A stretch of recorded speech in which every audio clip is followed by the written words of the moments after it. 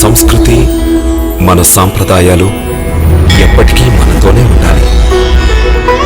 భారతదేశపు మహాగ్రంథాలు, కావ్యాల సంపూర్ణ సంకలనం. కపిల మహర్షి గురించి చెప్పుకుందాం. సూర్యవంశానికి చెందిన సగర మహారాజు అశ్వమేధ యాగం చేయడానికి తలపెట్టాడు.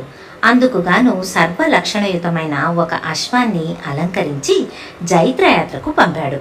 అశ్వం వెంట 60,000 మంది సగర రాజకుమారులు నడిచారు. అశ్వం వివిధ రాజ్యాలకు తిరిగింది, కానీ ఎవ్వరూ దానిని ఆపలేకపోయారు. హఠాత్తుగా ఒకరోజు అశ్వం కనిపించకుండా పోయింది. ఎక్కడెక్కడో వెతికి ఫలితం లేకుండా చివరికి వాళ్ళు ఆ విషయాన్ని తండ్రికి చెప్పారు. సగరుడు, యాగాశ్వం భూలోకంలో లేదంటే పాతాళం చేరి ఉంటుంది, భూమిని తవ్వి పాతాళంలో వెతకండి అని ఆజ్ఞాపించాడు. సగర కుమారులు నలుదిశలా భూమిని తవ్వుతూ వెళ్ళి ఆఖరికి పాతాళలోకం చేరారు. అక్కడ దివ్య తేజస్సుతో ఒక ముని తపస్సు చేసుకుంటూ ఉన్నాడు. ఆయన పక్కనే యాగాశ్వం బంధింపబడి ఉంది. ఆ దృశ్యాన్ని చూసిన రాకుమారులు ఆగ్రహించి మునిని దుర్భాషలాడుతూ బంధించబోయారు. తపోభంగమైన ముని కళ్ళు తెరిచాడు. ఆ క్షణమే రాకుమారులు భస్మమై బూడిద కుప్పలైపోయారు. అశ్వాన్ని అపహరించి అక్కడికి తీసుకువచ్చి బంధించింది ఇంద్రుడని తెలియక ముని మీద తొందరపాటుతో ఆగ్రహించి బూడిదైపోయారు సగర కుమారులు.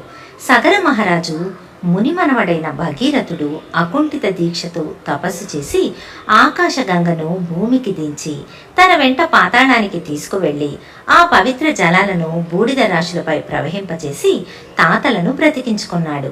సగర కుమారులను ఒక్క చూపుతో భస్మం చేసిన మునిపుంగవుడు కపిలుడు.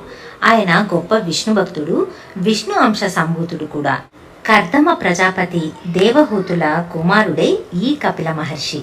తండ్రి మరణానంతరం ఆయన తన తల్లికి జ్ఞానోపదేశం చేసి విష్ణు సాయుధ్యం పొందేలాగా చేశాడు.